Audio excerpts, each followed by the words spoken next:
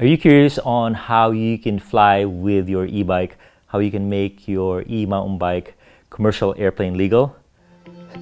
Stick around and find out.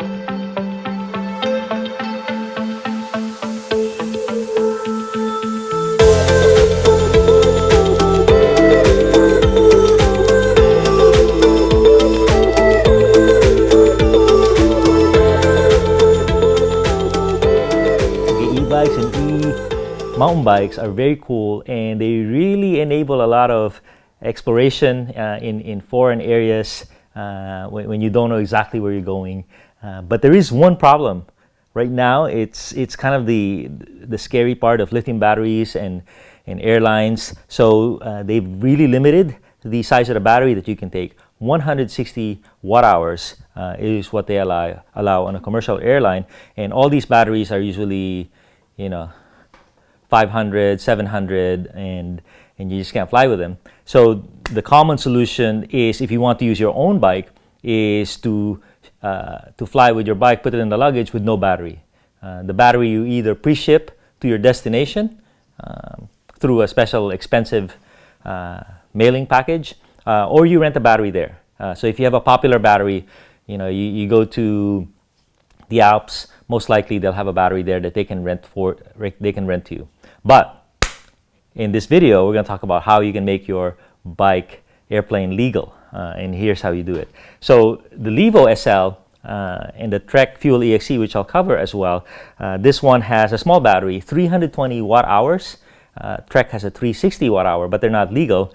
So what you do is you need to take them out. So take them out. The Trek, very easy. It just slides out. This one is more involved. What you need to do is you need to drop the motor. So three bolts on each side.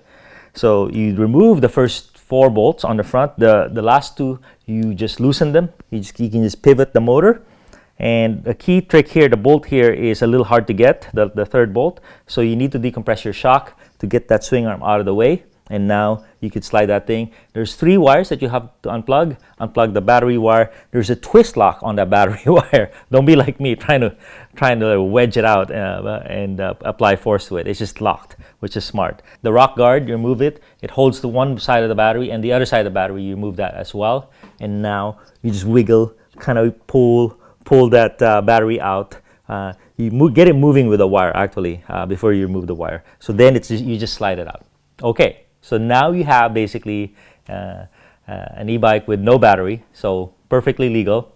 And what you want to do now is you definitely need some of these extender batteries. So these extender batteries, this is by Specialized, 160 watt hours each. So you need at least 2 of these to get a good ride going. I was able to get 2,300, 2,500 foot of climbing with this bike and just this battery. So really cool. So maybe I can get 5,000 with 2, maybe 7,500 feet with 3. So 160 watt hours for this one, not cheap. And then there's a label here, so hopefully they can see how small it is. So the Trek as well has a 160 watt hour battery, so you're good to go. So now you have a bike, an e-bike, 160 watt hour modular batteries, and now your commercial airline safe. And I hope to try it out. It's always an adventure if you're on the bleeding edge. But what's really cool is you could do this as well with the old Levo SL, but that bike was not as good. Meaning it the suspension, the components were not as travel worthy. In my opinion, and the motor was kind of weak. This one is about 40% stronger than the old one, but even more important, it just delivers it to you when you need it. So it gives you a lot of momentum where you need it most. Very handy, and I think it's going to be usable wherever you go. So it's just a question of how many extender batteries you have for your adventures. So there you go, my friends.